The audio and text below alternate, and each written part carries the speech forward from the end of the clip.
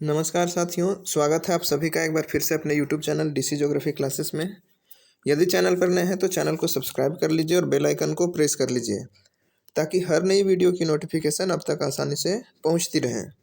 तो चलिए शुरू करते हैं आज का सेशन। और आज के सेशन में कुछ हम लोग नया बात करने वाले हैं और इसमें हम लोग देखेंगे एनसीईआरटी का जो मोस्ट इम्पॉर्टेंट क्वेश्चंस बन सकता है उसको हम लोग एग्ज़ाम के पॉइंट ऑफ व्यू से पढ़ने वाले हैं। ठीक है, तो इसमें हम लोग एनसीईआरटी जो ज्योग्राफी का क्वेश्चन है 6 to 12 का, इसको हम लोग ऑब्जेक्टिव क्वेश्चंस के रूप में देखेंगे और ये जो नया एडिशन है एनसीईआरटी का उसके ऊपर बेस्ड है। तो पूरी तरीके से एनसीईआरटी बेस्ड ये क्वेश्चंस का ये सीरीज चलने वाला है और इस सीरीज में पूरे 1000 प्रश्न होंगे। ठीक है, इस एनसीईआरटी सीरीज में पूरे 1000 प्रश्न होंगे। ये कक्षा 6 to 12 के यानी क्लास 6 to 12 का जो बुक्स है उसका 1000 क्वेश्चंस हम लोग इसमें डिस्कस करने वाले हैं। और आज का जो सेशन होने वाला है इसमें जो एक टॉपिक है भूगोल की प्रकृति और कार्य क्षेत्र यानी nature and scope of geography, इसी टॉपिक का हम लोग आज कुछ इम्पोर्टेंट प्रश्न को सॉल्व करने वाले हैं। इसका व्याख्या हम लोग देखने वाले हैं जो कि पूरी तरीके से एनसीईआरटी जो सिलेबस है उसके अकॉर्डिंग है। आपके झारखंड पीजीटी या किसी भी आप टीजीटी पीजीटी के एग्ज़ाम को ले लें जहां एनसीईआरटी से प्रश्न पूछते हैं, जहां एनसीईआरटी से प्रश्न बनते हैं, इस सीरीज से आपको वहां से क्वेश्चन देखने को मिलेगा। काफ़ी हेल्पफुल होगा आपके लिए।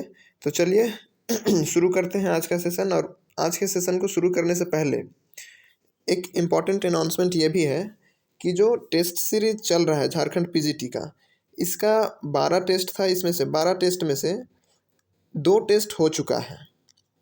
ठीक है, अब 2 टेस्ट हो चुका था, बचा है अभी 10 टेस्ट। अगर कोई इंटरेस्टेड है तो उस 10 टेस्ट में इनरोल कर सकते हैं।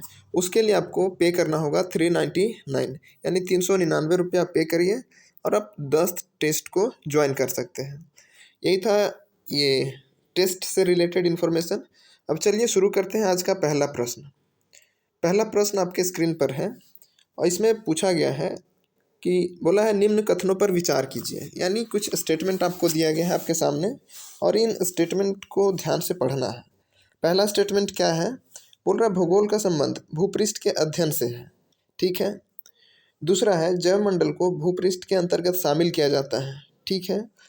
तीसरा है भूपृष्ठ के प्राकृतिक लक्षण धीरे धीरे परिवर्तित होते हैं। ठीक है। फिर फोर्थ है भूपृष्ठ के सांस्कृतिक लक्षण तेजी से परिवर्तित होते हैं। ये भी ठीक है। अब यहाँ क्वेश्चन ये है उपयुक्त कथनों में से सत्य कथन की पहचान करें। यानी 4 स्टेटमेंट दिया हुआ है, चारों में से सही कौन है उसका पहचान करना है। ऑप्शन है आपके सामने 1 और 2, 2 और 3, 3 और 4 या उपरोक्त सभी। तो क्या होगा करेक्ट आंसर, इसको हम लोग देख लेते हैं। तो सबसे पहले इसका जो करेक्ट आंसर है ऑप्शन नंबर डी है, यानी उपयुक्त सभी। सारे स्टेटमेंट इसमें करेक्ट हैं। अब हम लोग एक एक करके डिस्कस करते हैं। पहला स्टेटमेंट है भूगोल का संबंध भूपृष्ठ के अध्ययन से है। बिल्कुल है, भूगोल का संबंध भूपृष्ठ के अध्ययन से बिल्कुल है, क्योंकि भूमि का अध्ययन ही तो भूगोल है।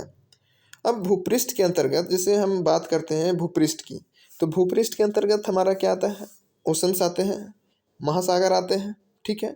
वायुमंडल एटमॉस्फेयर आता है, हमारा जो अर्थ क्रस्ट है भूपर पट्टी है इसका अपर लेयर आता है, और इसी के अंतर्गत भूपृष्ठ में ही हमारा जो जैवमंडल है वो भी शामिल होता है।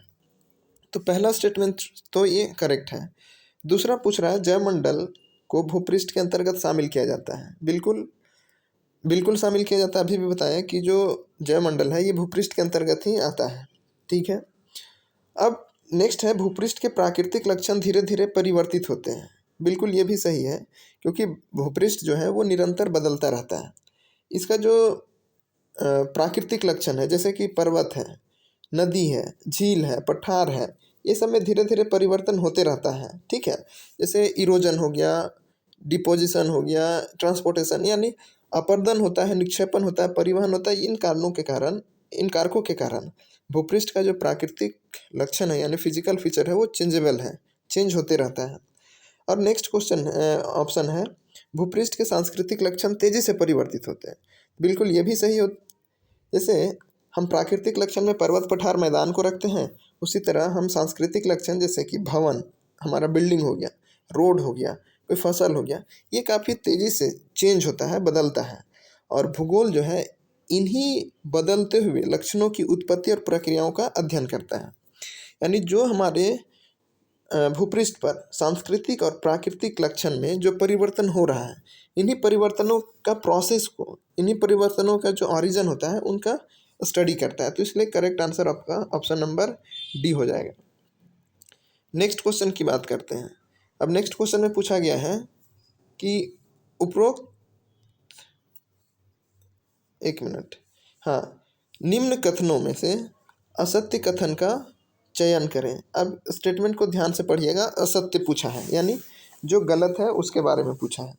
तो पहला आपका ऑप्शन है किसी क्षेत्र की सांस्कृतिक अनुभवों की संचयी उपज है।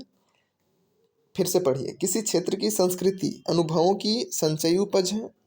मानक एवं विश्वास संस्कृति के तत्व नहीं माने जाते हैं। सभ्यता संस्कृति का भौतिक प्रदर्शन है। और डी है संस्कृति संचयी होने के कारण परिवर्तनशील होती है। अब इसमें से पूछा है कि कौन सा कथन असत्य है। अब यहाँ पहले हम देखते हैं कि जो प्रकृति है, ये प्रकृति ने मानव को कई सारी संसाधन दिया है, कई सारे संसाधन को दिया है मानव को प्रकृति ने, ठीक है। और मनुष्य जो मानव है वो क्या करता है, अपने विकास के लिए इन प्राकृतिक और सांस्कृतिक सभ्यता जो संसाधन है उनका उपयोग करता है, ठीक है।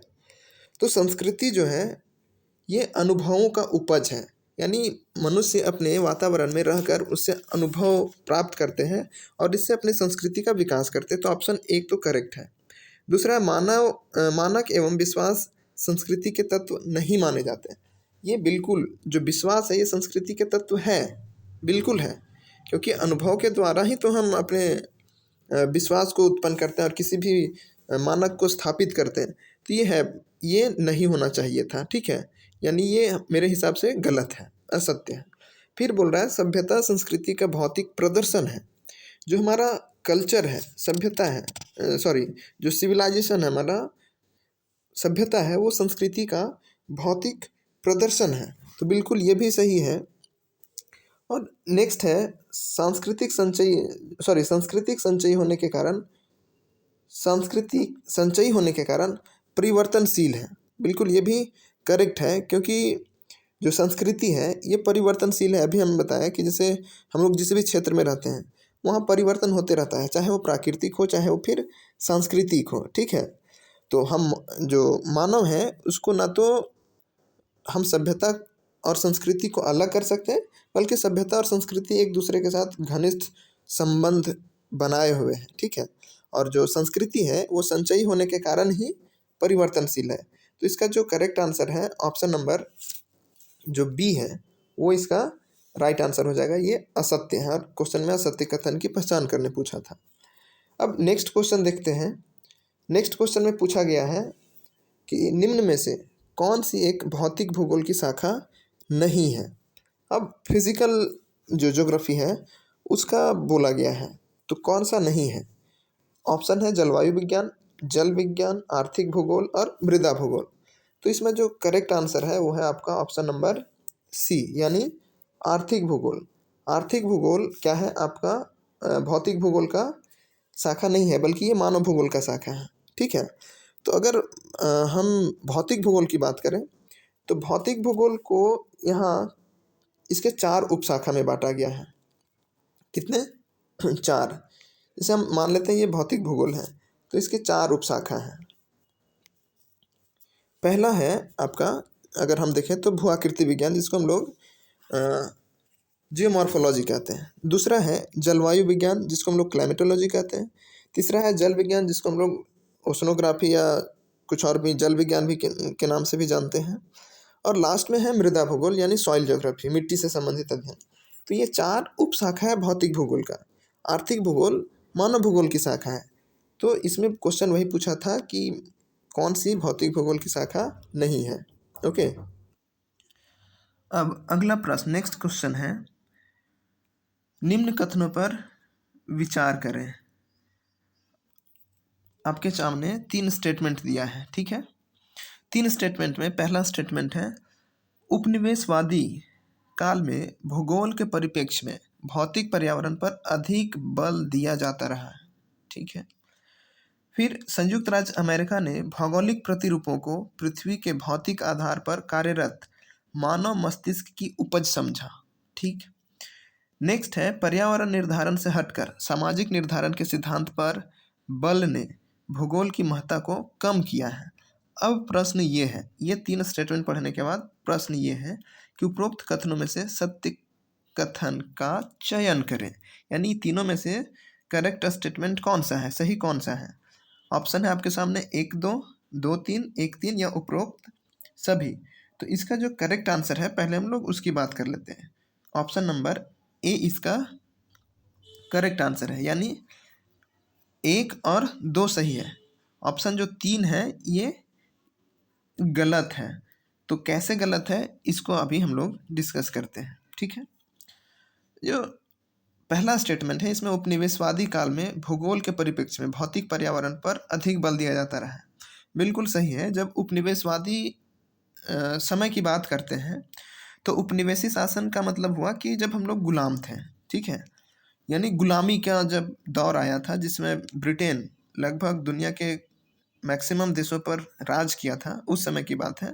तो इसमें भूगोल के परिप्रेक्ष्य में जो भौतिक पर्यावरण है, यानी जो फिजिकल इन्वायरमेंट है हमारा, उसके ऊपर अधिक बल दिया जाता रहा था, ठीक है। लेकिन जब भौतिक पर्यावरण पर अधिक बल दिया जा रहा था और जो पर्यावरण का यानी जो भूगोल का अन्य पहलू थे उनके ऊपर कम बल दिया जा रहा था, तो इसके ऊपर भी विवाद शुरू हुआ था, यानी इसके विरुद्ध भी आवाज़ें उठने लगी थी कि आखिर क्यों भौतिक पर्यावरण पर ही ज़्यादा फोकस क्यों किया जा रहा है। जो सांस्कृतिक पर्यावरण है, जो सामाजिक पर्यावरण है, इसके ऊपर क्यों नहीं जोर दिया जा रहा है। तो जो उपनिवेशवाद काल में जो भौतिक पर्यावरण पर विशेष बल दिया जा रहा था, इसके खिलाफ आवाज़ उठा था, ठीक। तो ये तो करेक्ट स्टेटमेंट है। अब इसी से रिलेटेड अगर हम बात करें तो एक फ्रांस और अमेरिका, ठीक है, ये दोनों फ्रांस और अमेरिका ने क्या किया था कि जो भौगोलिक प्रतिरूप थे, यानी जो ज्योग्राफिकल डायमेंशंस थे, प्रतिरूप थे, इसको पृथ्वी के भौतिक आधार पर जो विभाजन किया था वो कार्यरत मानव मस्तिष्क की उपज समझा था, ठीक है। जो यहाँ सेकेंड स्टेटमेंट है, संयुक्त राज्य अमेरिका ने भौगोलिक प्रतिरूपों को पृथ्वी के भौतिक आधार पर कार्यरत मानव मस्तिष्क का उपज समझा था। बिल्कुल, इन्होंने भौतिक आधार पर कार्यरत मानव मस्तिष्क की उपज समझा था, ना कि मानव का कार्यरत प्रकृति की देन है। यानी ये नहीं समझा था कि जो प्रकृति है वो मानव का देन है, ये नहीं समझा था। ये नहीं समझा कि जो मानव मस्तिष्क है इसका जो आधार है वो प्रकृति का उपज है, ठीक है। अब जब पर्यावरण का निर्धारण हम करते हैं या ध्यान देते हैं उसके ऊपर, ठीक है, तो इसके लिए सामाजिक जो हमारा निर्धारण होता है ये काफ़ी इम्पॉर्टेंट हो जाता है। जहाँ थर्ड जो क्वेश्चन है इसमें कहा गया कि सामाजिक निर्धारण के सिद्धांत के बल ने भूगोल की महत्ता को कम कर दिया, नहीं है। सामाजिक निर्धारण की महत्ता ने भूगोल की महत्ता को बढ़ाया है, बल्कि कम नहीं किया। जब हमारा समाज ही नहीं होगा तो हमारा पर्यावरण किस काम का। तो सामाजिक महत्ता पर्यावरण की स्थिति को कम नहीं बल्कि इसका महत्ता को बढ़ाया है। तो ऑप्शन नंबर इसका जो 1 था, यानी ए, 1 और 2 सही है, 3 स्टेटमेंट ये गलत है। और यहाँ सत्य कथन की पहचान करने बोला था, ओके। नेक्स्ट क्वेश्चन की बात करते हैं, क्वेश्चन नंबर 5। अब इसमें पूछा गया है, फिर से निम्न कथनों पर विचार कीजिए। अब एक चीज़ ध्यान दीजिएगा कि जितने भी स्टेटमेंट हैं, बहुत सारे क्वेश्चन इससे वन लिनियर बन जाएंगे। अगर आप असर्शन रीजन या इस तरीके के स्टेटमेंट वाले क्वेश्चंस करते हैं तो काफ़ी कॉन्सेप्ट आपका क्लियर हो जाएगा, ओके। क्वेश्चन है, ईसवी पूर्व 6ठी शताब्दी में पृथ्वी के आकार एवं आकृति का विचार सामने आया, यानी अर्थ का जो शेप और साइज था इसका विचार 6ठी शताब्दी ईसवी पूर्व में आया था, ठीक। दूसरा है, अक्षांश एवं देशांतर का ज्ञान प्रथमतः थेल्स ने दिया था, यानी अक्षांश और देशांतर के बारे में सबसे पहले थेल्स ने बताया था। और थर्ड ऑप्शन है, रोमन भूगोलवेत्ता टॉलमी ने 17 खंडों में विश्व का सविस्तार वर्णन किया है। ये 3 स्टेटमेंट आपके सामने दिया हुआ है। अब तीनों स्टेटमेंट में क्वेश्चन अब पूछ रहा है कि उपरोक्त कथनों में से असत्य कथन का चयन करें, यानी गलत इसमें से कौन सा है। तो गलत जो स्टेटमेंट है उसका जब हम लोग बात करेंगे तो इसमें जो ऑप्शन नंबर है, ये ऑप्शन नंबर बी यानी 2 और 3, ये ऑप्शन नंबर 2 और 3 गलत है, असत्य है। बाकी ऑप्शन नंबर 1 जो है ये करेक्ट है। ठीक है।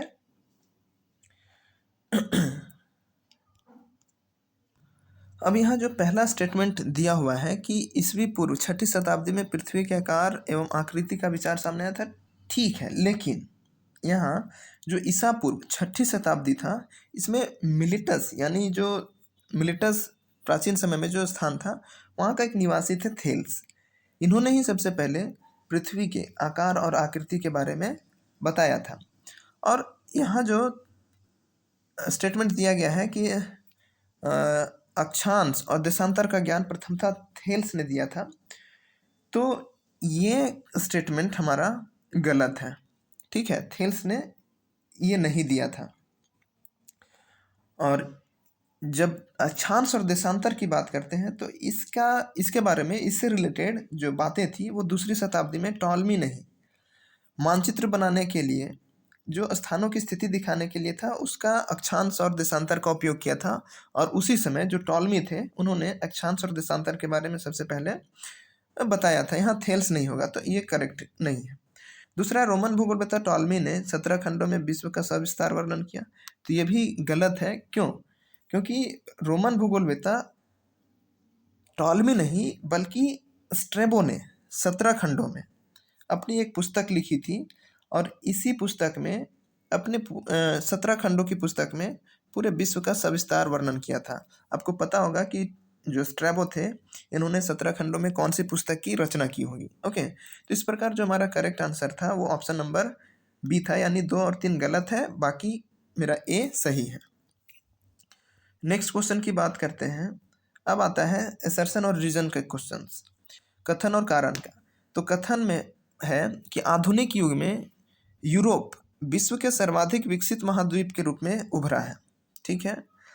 कारण बोल रहा है कि यूरोप की बहुत बड़ी जनसंख्या का अन्य देशों में उत्प्रवासन हुआ है। अब आपके सामने ऑप्शन है, कथन कारण दोनों सही है, और जो कारण है वो कथन का सही व्याख्या है, या कथन कारण दोनों सही है और कारण कथन की सही व्याख्या नहीं है, कथन सही है कारण गलत है, कथन गलत है कारण सही है। क्या होगा ऑप्शन करेक्ट? तो जब स्टेटमेंट और रीजन की बात करते हैं तो इसमें जो पहला स्टेटमेंट दिया हुआ है, यानी आधुनिक युग में यूरोप विश्व के सर्वाधिक विकसित महाद्वीप में से महाद्वीप के रूप में उभरा, इसमें कोई शक नहीं है कि पूरे विश्व में अगर सबसे विकसित महाद्वीप की बात करें तो वो यूरोप महाद्वीप है। ठीक है। अब यूरोप महाद्वीप है तो इसका कारण यहाँ बताया गया है कि यूरोप की बहुत बड़ी जनसंख्या अन्य देशों में उत्प्रवासन हुआ, यानी यूरोप से उत्प्रवासन का मतलब क्या हुआ कि यूरोप से कोई जनसंख्या दूसरे देशों में फैली है। तो बिल्कुल ये भी सही है, क्योंकि आपको पता होगा कि जब दुनिया के अधिकांश देशों पर जब दूसरे देशों का राज था, यानी अधिकांश राज करने वाले जो देश थे वो यूरोपियन देश थे, और यूरोपियन देश ही पूरे विश्व के देशों पर बहुत सालों तक राज किया था, शासन किया था। तो यूरोप की बहुत बड़ी जनसंख्या एक अन्य देशों में उत्प्रवासन हुआ, ये भी सही है, क्योंकि जो समुद्री मार्ग था, ठीक है, जो आधुनिक युग में नए देशों एवं नए समुद्री मार्गों की जो खोज हुई थी, इसमें यूरोप के लोगों का जो योगदान था वो सबसे महत्वपूर्ण था। ठीक है। और यही सबसे ज़्यादा जो उत्प्रवास हुआ है यूरोप के लोगों को, यही इसी समय में हुआ, समुद्री मार्गों की खोज से हुआ। ठीक है। अब इससे क्या हुआ कि जब यूरोप की जनसंख्या एक देश से दूसरे देश में जब शिफ्ट हुआ गया, तो इससे यूरोप में जनसंख्या का जो प्रेशर था वो बहुत कम हो गया। ठीक है। और कम हो गया केवल यही नहीं, बल्कि जहाँ जहाँ यूरोपियंस गए वहाँ वहाँ अपना गुलाम इन्होंने बना लिया, दूसरे देशों को, दूसरे देशों पर कब्जा कर लिया। और यही जो कब्जा किया, इन्हीं कब्जा के कारण, यानी इन्होंने अपना उपनिवेश बना लिया और जिसके कारण उस देश का पूरे संसाधनों पर यूरोपीय लोगों का कब्जा हो गया और जहाँ जहाँ यूरोप के लोग बसे उन देशों का संसाधन पर वो कब्जा कर लिया और इस प्रकार वो धीरे धीरे अपनी स्थिति को और मजबूत कर लिए। और ऐसा भी कहा जाता है कि जब भारत में जब अंग्रेजों का राज रहा था उस समय अंग्रेजों का जो खर्च होता था, पूरे इंग्लैंड का जो खर्च होता था वो भारत के टैक्स से चलता था। यानी भारत के लोग इतना टैक्स देते थे कि पूरे इंग्लैंड का खर्च चल जाता था। उसके बाद जो पैसा बचता था तो भारतीय लोगों को यानी भारतीय मजदूरों को मजदूरी दी जाती थी। ऐसी स्थिति थी। तो दोनों कथन सही है। समुद्री मार्ग की खोज के कारण ही यूरोप का बहुत बड़ी जनसंख्या कई अन्य देशों में उत्प्रवास हुआ है और कई जगह पर ये उपनिवेश स्थापित कर लिया है। तो इसका जो करेक्ट आंसर है ऑप्शन नंबर ए होगा, यानी दोनों स्टेटमेंट सही है और एक दूसरे का एक्सप्लेन भी कर रहा है, व्याख्या भी है। ओके, नेक्स्ट क्वेश्चन की बात करते हैं। अगला क्वेश्चन है, किस प्रसिद्ध दार्शनिक या भूगोलवेत्ता ने भूगोल को संगठित वस्तुनिष्ठ ज्ञान का विज्ञान कहा है? अब यहाँ स्टेटमेंट वाला क्वेश्चन पूछा है और स्टेटमेंट क्या है? तो स्टेटमेंट आपके सामने है। कोई भूगोलवेत्ता है जो भूगोल को क्या कहता है? संगठित वस्तुनिष्ठ ज्ञान का विज्ञान। ठीक है, संगठित वस्तुनिष्ठ ज्ञान का विज्ञान कौन कहते हैं? ऑप्शन है आपके सामने, इमैनुअल कांट, टॉलमी, इराटोस्थनीज, आर्यभट्ट। तो इसका जो करेक्ट आंसर है पहले हम लोग उसको देख लेते हैं। तो इमैनुअल कांट ही थे जिन्होंने भूगोल को संगठित वस्तुनिष्ठ ज्ञान का विज्ञान कहा है। ठीक, अब इसके बारे में कुछ हम लोग जान लेते हैं। तो 18वीं शताब्दी के अंत तक विभिन्न स्रोतों से प्राप्त भौगोलिक विवरणों को वैज्ञानिक विश्लेषण करने का प्रयास शुरू हो गया था 18वीं शताब्दी में। ओके, इसमें सबसे जो प्रमुख है वो दो प्रमुख जर्मन भूगोलवेत्ता, एक हम्बोल्ट और दूसरा कार्ल रिटर। और जो वैज्ञानिक विश्लेषण यानी भौगोलिक विवरण का जो वैज्ञानिक विश्लेषण प्रस्तुत करना था या जो प्रयास शुरू हुआ था विश्लेषण का, इसमें इन्हीं हम्बोल्ट और रिटर का योगदान सबसे अधिक था। इसके पूर्व कई महान दार्शनिक हुए जिसमें इमैनुअल कांट का नाम आता है। और जब हम्बोल्ट और रिटर के पहले की बात होती है तो जो जर्मन दार्शनिक यही इमैनुअल कांट जो थे, इन्होंने भूगोल को क्या कहा? संगठित वस्तुनिष्ठ ज्ञान का विज्ञान कहा है। ठीक है, ये ऑप्शन आपका करेक्ट है, option number A. Next question की बात करते हैं। नियंत्रणवादी भूगोलवेत्ताओं का निम्न में से क्या मत रहा है?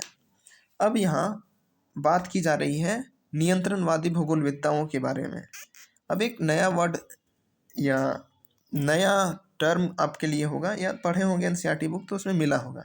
नियंत्रणवादी भूगोलवेत्ता का क्या, यानी ये किस विचारधारा को मानते थे, उसके बारे में बात किया गया है।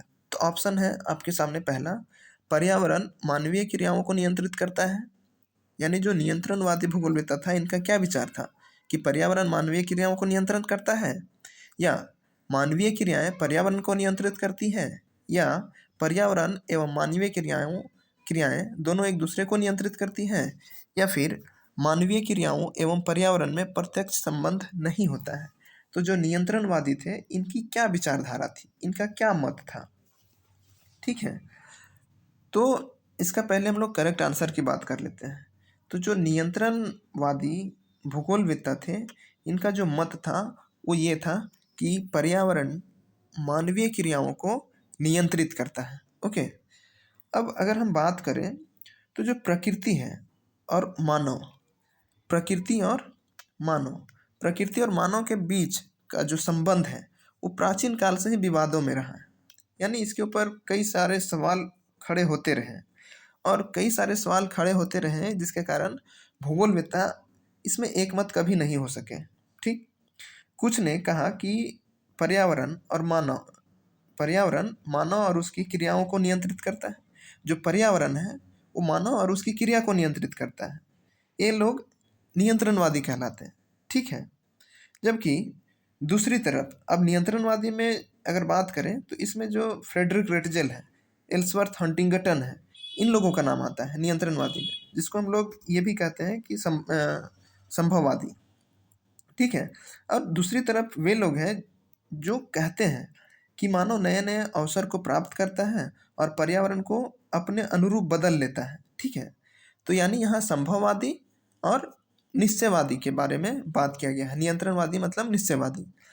तो एक तरफ लोग कहते हैं नियंत्रणवादी कि जो पर्यावरण है ये मानव के क्रियाकलाप को नियंत्रित करता है, और दूसरी तरफ जो संभववादी है ये क्या कहते हैं कि मानव अपने कार्य से नए नए अवसर प्राप्त करता है, पर्यावरण से नए नए अवसर प्राप्त करता है और पर्यावरण को अपने अनुरूप बदल देता है।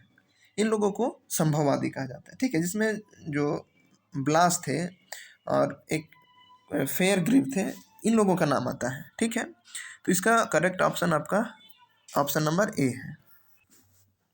नेक्स्ट प्रश्न है, निम्न कथन पर विचार कीजिए। फिर से है, अब कुछ स्टेटमेंट दिया है, इसके ऊपर आपको पढ़ना है और ध्यान देना है।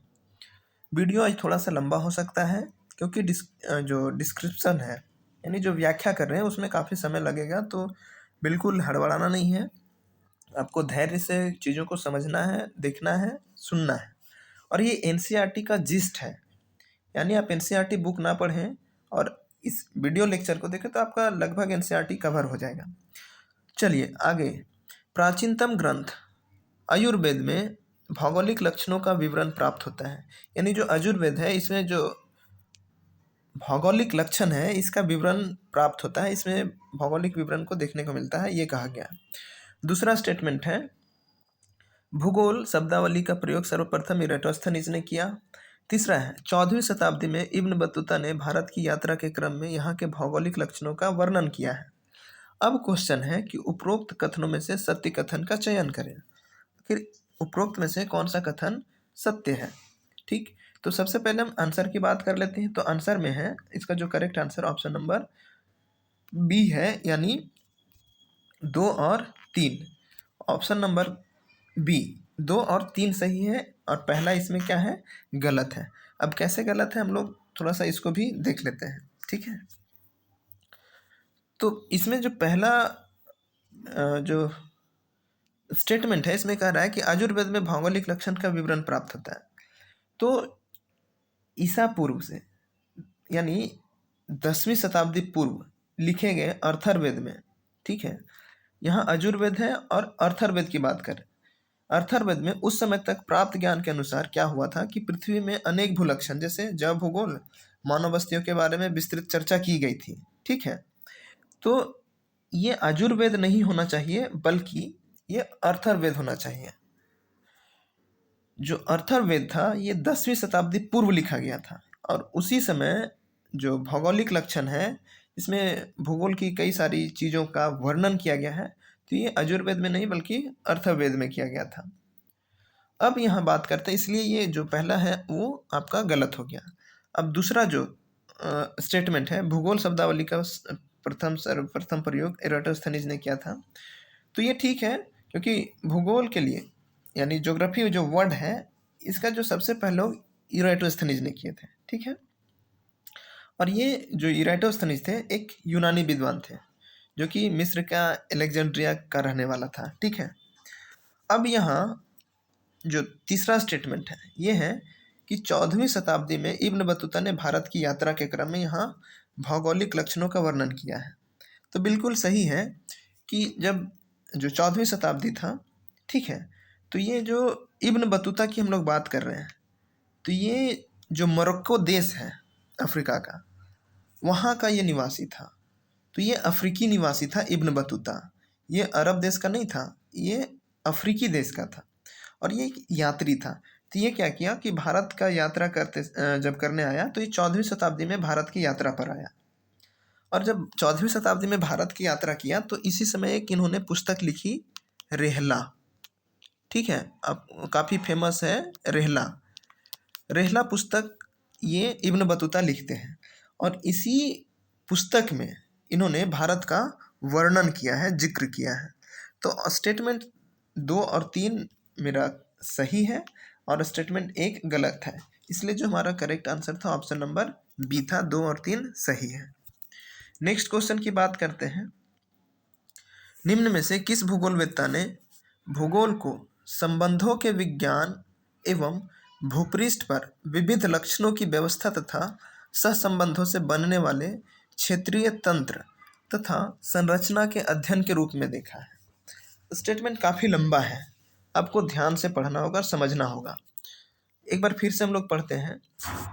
निम्नलिखित में से किस भूगोलवेत्ता ने, ठीक है, अब भूगोल के संबंध में बात किया जा रहा है और कौन से भूगोलवेत्ता है उसके बारे में। क्या है कि भूगोल को संबंधों के विज्ञान, यानी जो ज्योग्राफी है इसको रिलेशनशिप, संबंधों के विज्ञान के रूप में एवं भूपृष्ठ पर विविध लक्षणों की व्यवस्था तथा सहसंबंधों से बनने वाले क्षेत्रीय तंत्र और संरचना के अध्ययन के रूप में देखा है। तो ये स्टेटमेंट किससे रिलेटेड है? एल फेवर, फ्रेडरिक रेटजेल, डिलाब्लास या मैकिंडर? तो इसका जो करेक्ट आंसर है, सबसे पहले हम लोग उसकी बात कर लेते हैं। तो जो मैकिंडर थे, ठीक है, जो मैकिंडर थे, इन्हीं का ये स्टेटमेंट है और यही कहते हैं, मैकिंडर ही कहते हैं कि जो भूगोल है, भूगोल जो संबंधों का विज्ञान है, ये भूपृष्ठ पर विविध लक्षणों की व्यवस्था को व्याख्या करता है। ये सहसंबंधों से बनने वाले क्षेत्रीय तंत्र है भूगोल, और ये संरचना का भी अध्ययन करता है। ये रेटजेल का है, सॉरी मैकिंडर का है स्टेटमेंट, ठीक है। अब मैकिंडर की हम बात करते हैं तो लगभग 20वीं शताब्दी के प्रारंभ में मैकिंडर एक जर्मन मूल के जो ब्रिटिश भूगोलवेत्ता ने भूगोल को संबंधों के विज्ञान के भूपृष्ठ पर विविध लक्षणों की व्यवस्था तथा सहसंबंध से बनने वाले क्षेत्रीय तंत्र और संरचना के अध्ययन के रूप में देखा था, ठीक है। ये जो मैकिंडर थे, इन्होंने क्या किया, भूगोल के भौतिक और सांस्कृतिक दोनों भागों का संश्लेषण एक क्षेत्रीय ढांचे में करने पर जोर दिया था, ठीक है। जो भूगोल है इसको भौतिक और सांस्कृतिक दोनों ढांचों में बताने का प्रयास किया था। तो इसका स्टेटमेंट जो ये स्टेटमेंट से रिलेटेड है वो है मैकिंडर। नेक्स्ट क्वेश्चन की बात करते हैं। भूगोल पृथ्वी के भूपृष्ठीय लक्षण तथा उनके आपसी संबंधों का अध्ययन करता है। इस रूप में भूगोल की परिभाषा से निम्न में से कौन सा निष्कर्ष निकाला जा सकता है? अब यहाँ पढ़ना है। स्टेटमेंट दिया है कि भूगोल पृथ्वी के भूपृष्ठीय लक्षण, यानी जो ज्योग्राफी है वो अर्थ का जो क्रस्ट है, भूपृष्ठीय लक्षण है तथा उसके आपसी संबंधों का अध्ययन करता है। अब ये जो परिभाषा दिया गया है, इससे हम क्या कंक्लूजन निकालें? भौगोलिक प्राकृतिक विज्ञान है, भौगोलिक मानवीय विज्ञान है, उपरोक्त दोनों या उपरोक्त दोनों में से कोई नहीं। तो जब हम इसकी बात करते हैं तो इसका जो करेक्ट आंसर है वो है ऑप्शन नंबर सी, यानी उपरोक्त दोनों। उपरोक्त दोनों में क्या है कि भौगोलिक एक प्राकृतिक विज्ञान है, यानी भूगोल एक प्राकृतिक विज्ञान है और भूगोल एक मानवीय विज्ञान है, ठीक है, दोनों है। एक भूगोलवेत्ता जिस भूपृष्ठ का अध्ययन करता है वह एक समान नहीं होता है, उसके लिए प्राकृतिक और सांस्कृतिक दोनों ही लक्षणों में बहुत अधिक अंतर होता है, ठीक है। इस प्रकार जो प्राकृतिक और मानवीय विज्ञान है वो भूपृष्ठ को आकृति और विभिन्न सांस्कृतिक और सभ्यताओं को जन्म देने वाले प्राकृतिक और मानवीय कारकों एवं प्रक्रियाओं का अध्ययन करता है। इसलिए जो भूगोल है वो एक प्राकृतिक विज्ञान भी है और मानवीय विज्ञान भी है, क्योंकि जो पहला प्रश्न हम लोगों ने पढ़ा था उसमें भी इससे रिलेटेड जिक्र हुआ था, ठीक। नेक्स्ट क्वेश्चन है, भूगोल को सामाजिक विज्ञान एवं गणितीय विज्ञान के समतुल्य स्थापित करने का श्रेय किस विद्वान को जाता है? यानी जो भूगोल है, इस भूगोल विषय को सामाजिक विज्ञान और गणितीय विज्ञान के समतुल्य स्थापित करने का श्रेय, यानी आज जो हम भूगोल सामाजिक विज्ञान में पढ़ते हैं और गणितीय विज्ञान के रूप में भी पढ़ते हैं, इसे इस लेवल पर लाने का जो सबसे बड़ा योगदान है वो किसका है? तो ऑप्शन है आपके सामने, वाल्टर इजार्ड, मैकिंडर, इमैनुअल कांट या फिर टॉलमी। तो सबसे पहले हम लोग करेक्ट आंसर की बात करते हैं। तो करेक्ट आंसर है वाल्टर इजार्ड, ठीक है। वाल्टर इजार्ड ही थे जिन्होंने भूगोल को सामाजिक विज्ञान और गणितीय विज्ञान के समतुल्य स्थापित किया था, ठीक। अब इससे हम रिलेटेड थोड़ा सा बात कर लेते हैं कि 20वीं शताब्दी, बात है 20वीं शताब्दी के उत्तरार्ध में, भूगोल की जो पारंपरिक परिभाषा था, इसको त्याग कर उसमें कुछ परिवर्तन करने का प्रयास शुरू किया गया था। यानी जो परिभाषा 20वीं शताब्दी के पहले दिया गया था, उसमें अब कुछ परिवर्तन करना शुरू कर दिया गया था 20वीं शताब्दी तक। ठीक है। अब इसमें संयुक्त राज्य अमेरिका का जो पेंसिल्वेनिया विश्वविद्यालय है, इसमें भूगोल, अर्थशास्त्र और जो सांख्यिकी है, इन तीनों विषयों के विद्वानों के एक समूह ने क्या किया कि क्षेत्रीय विज्ञान नामक एक नए विश्लेषणात्मक विषय को इजार्ड के नेतृत्व में जन्म दिया। जो पेंसिल्वेनिया विश्वविद्यालय था, पेंसिल्वेनिया यूनिवर्सिटी थी, इसमें वाल्टर इजार्ड के साथ वहाँ के जो भूगोल के विद्वान थे, जो अर्थशास्त्र के विद्वान थे और जो स्टैटिस्टिक्स के विद्वान थे, इन्होंने तीनों मिलके एक नया विषय के रूप में दिया, जिसे क्षेत्रीय विज्ञान यानी रीजनल साइंस के रूप में जाना जाता है। ठीक है। अब क्या हुआ कि इसमें जो वाल्टर इजार्ड थे, इनका योगदान सबसे महत्वपूर्ण था। ठीक है। अब इससे क्या हुआ कि भूगोल जो था वो अन्य सामाजिक विज्ञान और जो गणित विज्ञान था, इसके काफ़ी करीब आ गया था, और इसी से भूगोल में एक मात्रात्मक क्रांति की शुरुआत हो गई थी। यानी हम कुल मिला के ये कहें कि 20वीं शताब्दी के पहले भारत जो भूगोल है, ये भूगोल की परिभाषा अलग अलग तरीके से लोग डिफाइन करते थे। 20वीं शताब्दी के बाद क्या होता है कि इसमें धीरे धीरे बदलाव शुरू होता है, और बदलाव शुरू होता है तो इसमें जो सबसे महत्वपूर्ण है वो है वाल्टर इजार्ड। यहाँ एक अमेरिका की यूनिवर्सिटी है, पेंसिल्वेनिया यूनिवर्सिटी। तो यहाँ जो ज्योग्राफी यानी भूगोल था, अर्थशास्त्र था, और एक वाणिज्यिक यानी स्टैटिस्टिक्स, ये तीनों विषयों के जो विद्वान थे, ठीक है, वो एक संगठन बनाते हैं। और इस संगठन का जो सबसे मुख्य आदमी था वो वाल्टर इजार्ड था।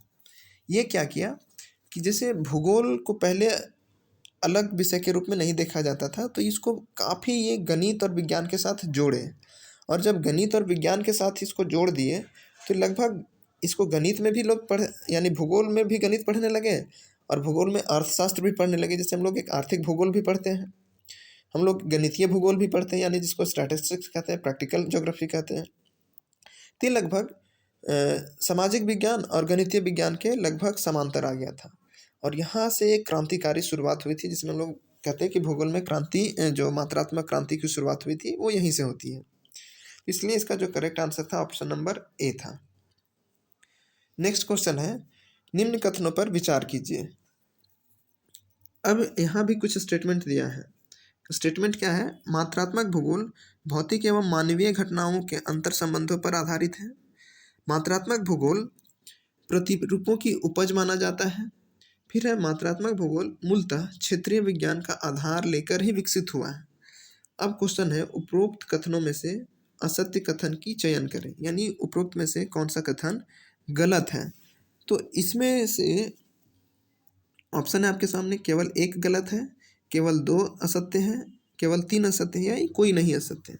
तो जो इसका करेक्ट आंसर है ऑप्शन नंबर डी है, यानी इसमें से कोई असत्य नहीं है। तो जब कोई असत्य नहीं है, इसका मतलब क्या है कि मात्रात्मक भूगोल जो है वो भौतिक और मानवीय घटनाओं के संबंधों पर आधारित है। ठीक है, बिल्कुल, हम लोग इससे पहले भी देखें, तो ये तो करेक्ट है, यानी सही है। फिर है, मात्रात्मक भूगोल क्षेत्रीय प्रतिरूपों की उपज है। ये भी है कि जब पेंसिल्वेनिया यूनिवर्सिटी में जो वाल्टर इजार्ड थे, ये क्षेत्रीय विज्ञान के रूप में इसको ऊपर लाए थे, तो ये भी सही है। मात्रात्मक भूगोल क्षेत्रीय विज्ञान का आधार लेकर ही विकसित हुआ, ये भी करेक्ट है। इसमें से कोई भी कथन असत्य नहीं है, इसलिए ऑप्शन नंबर डी इसका राइट आंसर हो जाएगा। नेक्स्ट क्वेश्चन,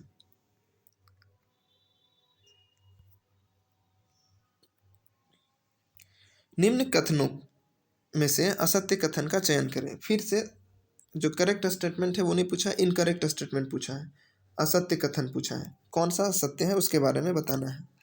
ठीक है, तो जो पहला स्टेटमेंट है वो है सुदूर संवेदन, यानी जो रिमोट सेंसिंग हम लोग कहते हैं, ये पृथ्वी के ऊपर से पृथ्वी की तस्वीर लेने की तकनीक है। ठीक है, फिर है, उपग्रहों की तुलना में वायुयानों द्वारा ली गई भूपृष्ठ की तस्वीरें ज़्यादा उपयोगी हैं। फिर है, 1980 के दशक में कृत्रिम उपग्रहों का दशक माना जाता है, यानी 1980 के दशक को कृत्रिम उपग्रहों का दशक माना जाता है। और डी है सुदूर संवेदन सूचना क्रांति की उपज मानी जाती है। अब इसमें से पूछा है असत्य कथन की पहचान करना है, ठीक है। तो इसमें असत्य कथन यानी गलत स्टेटमेंट कौन सा है इसके बारे में तो हम लोग पहले देख लेते हैं कि आखिर इसका करेक्ट आंसर क्या है। तो जो करेक्ट आंसर है वो है ऑप्शन नंबर बी, यानी उपग्रहों की तुलना में वायुयानों द्वारा ली गई तस्वीर भूपृष्ठ की तस्वीरें ज़्यादा उपयोगी हैं, ऐसा नहीं है, ये असत्य है। एक हम वायुयान यानी हवाई जहाज से तस्वीर लेते हैं और एक हम उपग्रह से तस्वीर लेते हैं, सैटेलाइट से। तो ज़्यादा उपयोगी वायुयान का होगा या फिर उपग्रह का होगा। तो स्वाभाविक सी बात है कि जो सैटेलाइट बनाया गया है जिस पर्पस के लिए, वो सैटेलाइट का तस्वीर या जो सैटेलाइट से जो इमेज कैप्चर किया जाएगा वो काफ़ी क्लियर होगा। वायुयान के द्वारा जो तस्वीर लिया जाएगा उसका तस्वीर स्पष्ट या यूज़फुल उतना नहीं होगा, ठीक है। तो इसलिए जो सुदूर संवेदन है यानी रिमोट सेंसिंग है, ये पृथ्वी के ऊपर पृथ्वी की तस्वीर लेने की एक तकनीक है, ये तो सही है। फिर है 1980 के दशक में कृत्रिम उपग्रहों का दशक माना जाता है, ये भी सही है। क्यों? क्योंकि 1980 के दशक में ही जो उपग्रह का विकास हुआ वो काफ़ी तेज़ी गति से हुआ। और अभी आपको पता होगा कि पूरे विश्व में जो उपग्रह के क्षेत्र में जो काम है वो भारत इसमें काफ़ी अग्रणी है। भारत दूसरे देशों के सैटेलाइट को भारत से लॉन्च करता है और काफ़ी कम दामों पर यानी काफ़ी कम रेट में ये सैटेलाइट को लॉन्च कर देता है इंडिया, ठीक है। इसलिए 1980 का जो दशक है इसको उपग्रह का दशक माना जाता है। फिर है सुदूर संवेदन सूचना क्रांति की उपज मानी जाती है। बिल्कुल, जब सैटेलाइट लॉन्च हुआ तो सैटेलाइट से कई सारे जो इन्फॉर्मेशन है वो शेयर होने लगे। अब इसका एक रिसेंट एग्जांपल आप देख सकते हैं कि आप अपने मोबाइल फ़ोन में भी कहीं आप जाते हैं, रास्ता नहीं मालूम होता है, तो उसमें गूगल मैप का हम लोग इस्तेमाल करते हैं, यूज़ करते हैं। तो वो किसका उपयोग है? यही सुदूर संवेदन रिमोट सेंसिंग का ही इस्तेमाल करते हैं हम लोग, जिसमें हमको काफ़ी इन्फॉर्मेशन मिलता है। यहाँ तक कि आप अपने घर का लोकेशन को भी उसमें देख सकते हैं, सारा कुछ उसमें दिखाता है। तो इसका जो करेक्ट आंसर है ऑप्शन नंबर बी था, जो कि असत्य था। ओके, नेक्स्ट क्वेश्चन की बात करते हैं। निम्नलिखित में से कौन सा स्पेशियल इंफॉर्मेशन टेक्नोलॉजी का मुख्य अवयव नहीं माना जाता है? यानी जो एसआईटी है, स्पेशल इंफॉर्मेशन टेक्नोलॉजी है, इसका एक घटक नहीं है या अवयव नहीं है या कारक नहीं माना जाता है, कौन सा है? तो आपके सामने है ज्योग्राफिकल इंफॉर्मेशन सिस्टम यानी GIS, land information system LIS, global positioning system GPS या लैंड रिकवरी सिस्टम एलआरएस। तो कौन सा होगा इसका करेक्ट जवाब, ये आपको बताना है। तो सबसे पहले हम लोग करेक्ट आंसर को मार्क करते हैं। और लैंड रिकवरी सिस्टम ऐसी कोई चीज़ नहीं होती है, ठीक है। और अभी हम लोगों ने पढ़ा था कि 1980 का जो दशक था इसके बाद से ही कृत्रिम उपग्रहों का उपयोग बहुत अधिक पैमाने पर होने लगे और इसका उपयोग भूगोलवेत्ता अपनी निर्णय प्रक्रिया में इसको शामिल करने लगे। यानी कोई भी जब काम करते थे भूगोलवेत्ता तो उसमें जो सुदूर संवेदन था यानी जो जीआईएस था, रिमोट सेंसिंग था, इसका उपयोग काफ़ी तेज़ी से हुआ, ठीक है। अब जो संसाधन है उसका अगर हम लोग उपयोग करते हैं तो संसाधनों के उपयोग करने से पहले जो हम लोग सर्वे करते हैं, तो सर्वे करने में जो जीआईएस है, ठीक है, ज्योग्राफिकल सिस्टम इंफॉर्मेशन सिस्टम, जो एलआईएस है लैंड इंफॉर्मेशन सिस्टम, और जो जीपीएस है ग्लोबल पोजिशनिंग सिस्टम, ये काफ़ी हेल्प करता है हमको डाटा कलेक्ट करने में, ठीक है। और इन्हीं जो जीआईएस है, एलआईएस और जीपीएस है, इन्हीं के कार्यों के आधार पर हम किसी भी क्षेत्र का प्रॉपर प्लानिंग कर सकते हैं। उस क्षेत्र का जो खनिज है उसका उपयोग हम सही ढंग से कर सकते हैं। तो इसमें तीनों है, लेकिन ये जो हमारा लैंड रिकवरी सिस्टम है ऐसा कुछ नहीं होता है, इसलिए ये एसआईटी का कोई स्पेशल इंफॉर्मेशन टेक्नोलॉजी का कोई फैक्टर नहीं है। नेक्स्ट क्वेश्चन बात करते हैं, सर्वप्रथम भूगोल शब्द का प्रयोग किसने किया? काफ़ी इजी क्वेश्चन है और ये इसके पहले भी हम लोगों ने देखा था। तो जो सबसे पहले जो भूगोल शब्द का वर्ड यूज़ किया था ये कौन किए थे?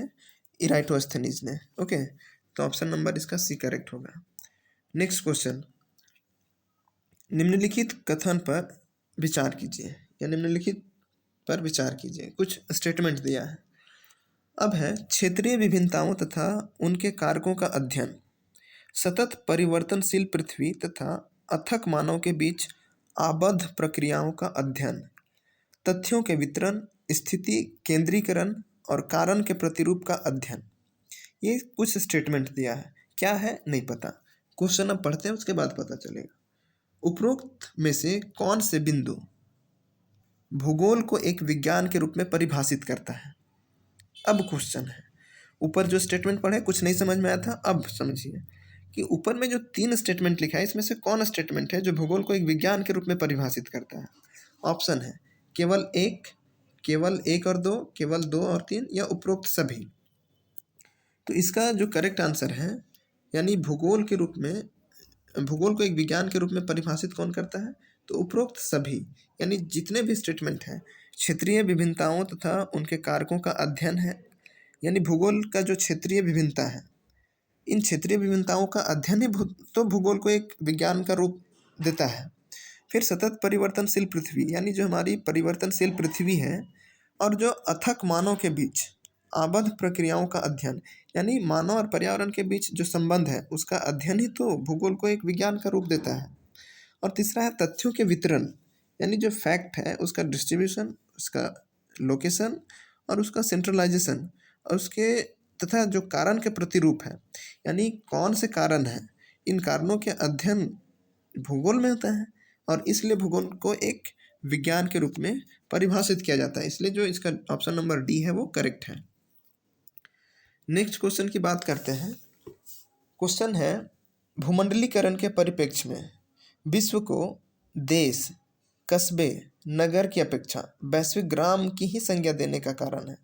यानी भूमंडलीकरण के कारण ही हम लोग किसी देश को, विश्व को हम लोग देश कहते हैं, कस्बा कहते हैं या नगर की अपेक्षा वैश्विक ग्राम कहते हैं।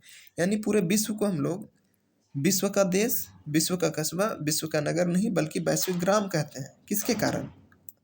तो परिवहन साधनों के विकास के कारण, संचार साधनों के विकास के कारण, दूरी के सिमटने के कारण या उपरोक्त में से तीनों।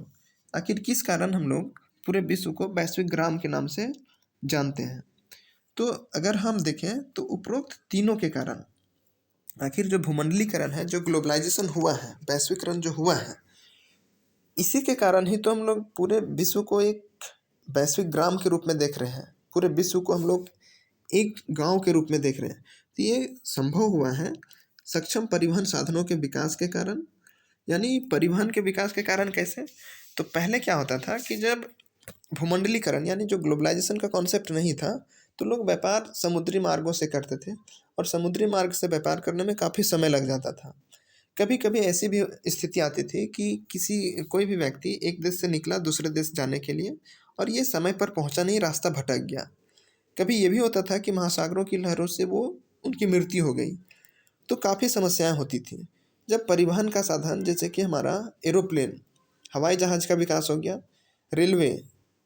रेलवे का विकास हो गया और कई सक्षम जो जल परिवहन है इसका भी विकास हो गया, तो पूरे विश्व में जो व्यापार है वो काफ़ी तेज़ी से फैला और काफ़ी तेज़ी से बढ़ा।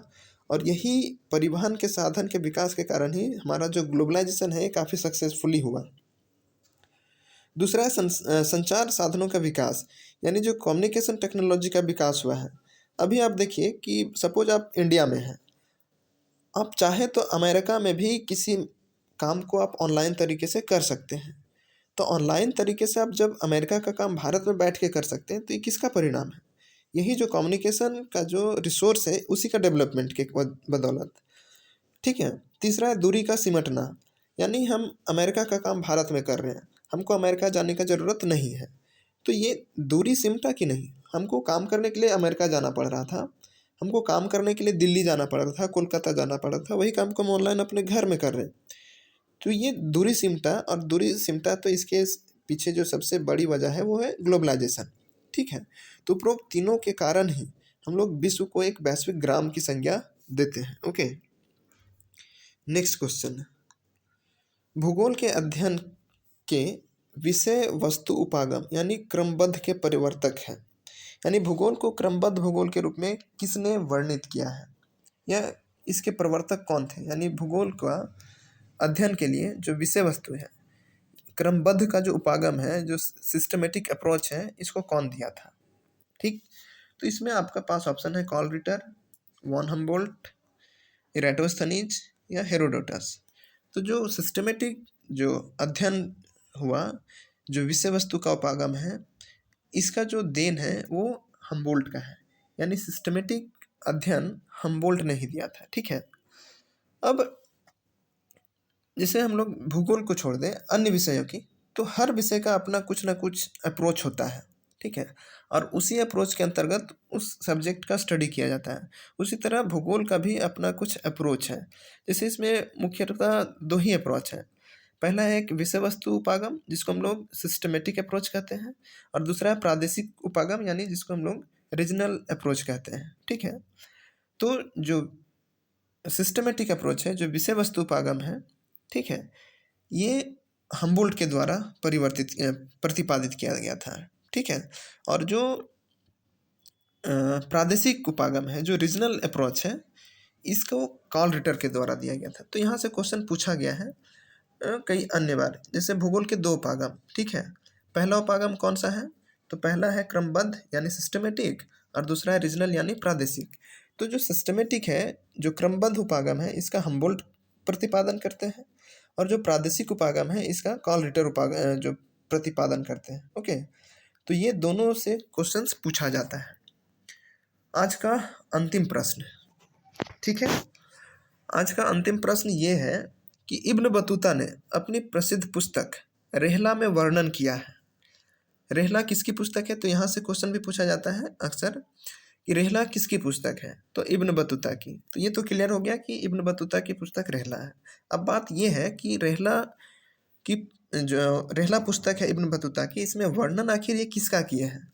तो हम लोग पहले भी देखे थे कि भारत में जब इब्न बतूता आए थे, तो उसी समय भारत का जो यात्रा वृत्तांत उन्होंने लिखा है, यानी भारत के बारे में जो विस्तार से लिखा है, वो रेहला में ही लिखा है। तो भारत का वर्णन है रेहला में। करेक्ट आंसर आपका ऑप्शन नंबर ए हो जाएगा। ओके, अब यही था आज का हमारा एनसीईआरटी का प्रश्न। अब नेक्स्ट जो क्वेश्चन आएगा वो आएगा हमारा पृथ्वी की उत्पत्ति और विकास से संबंधित। ठीक है, ये भी एनसीईआरटी का जो क्लास 6 to 12 से रिलेटेड जितने भी प्रश्न बन सकते हैं इससे, उसको इसमें बना के अगला हम लोग उसी को डिस्कस करेंगे। ओके, तो आई होप कि आज का सेशन काफ़ी लंबा होगा, और लंबा सेशन होने के साथ साथ आज का सेशन आपको काफ़ी इन्फॉर्मेटिव रहा होगा। अगर आज का सेशन आपको इन्फॉर्मेटिव लगा तो ज़रूर फीडबैक अपना वीडियो के डिस्क्रिप्शन बॉक्स में यानी कमेंट बॉक्स में ज़रूर कीजिएगा। और टेलीग्राम चैनल को ज्वाइन नहीं किए हैं तो वीडियो के डिस्क्रिप्शन बॉक्स में टेलीग्राम चैनल का लिंक दिया है, यहाँ से आप टेलीग्राम चैनल को ज्वाइन कर सकते हैं। और अंत में एक बार फिर से रिमाइंड करा दे रहे हैं कि जो भी झारखंड पीजीटी ज्योग्राफी की तैयारी कर रहे हैं, अगर आप टेस्ट सीरीज में शामिल होना चाहते हैं, टेस्ट में भाग लेना चाहते हैं, तो अभी भी मौका है। आपको 10 टेस्ट मिलेगा, और 10 टेस्ट के लिए आपको 399 रुपीज़ पे करना होगा। ओके, कैसे करना है, तो आपका स्क्रीन पर एक मोबाइल नंबर शो हो रहा है। इस मोबाइल नंबर पे आपको गूगल पे या फ़ोनपे से 399 पे करना है, और इसी नंबर पे आपको व्हाट्सएप पे स्क्रीनशॉट लेके शेयर कर देना है। आपको पेड ग्रुप में ऐड कर दिया जाएगा। काफ़ी अच्छा टेस्ट सीरीज चल रहा है यूनिट वाइज, और अकॉर्डिंग टू सिलेबस सारा क्वेश्चंस को दिया जा रहा है। आप उसका पीडीएफ डाउनलोड भी कर सकते हैं। तो अगर आपकी इच्छा हो तो आप ज्वाइन कीजिए, अदरवाइज आपकी मर्ज़ी। तो यही था आज का हमारा एनसीईआरटी का एक जो सीरीज आज शुरू किए हैं। आई होप कि ये सीरीज आपको काफ़ी पसंद आएगा। तो चलिए आज का सेशन यहीं हम रोकते हैं, फिर अगले सेशन में मिलेंगे। तब तक के लिए आप सभी का धन्यवाद।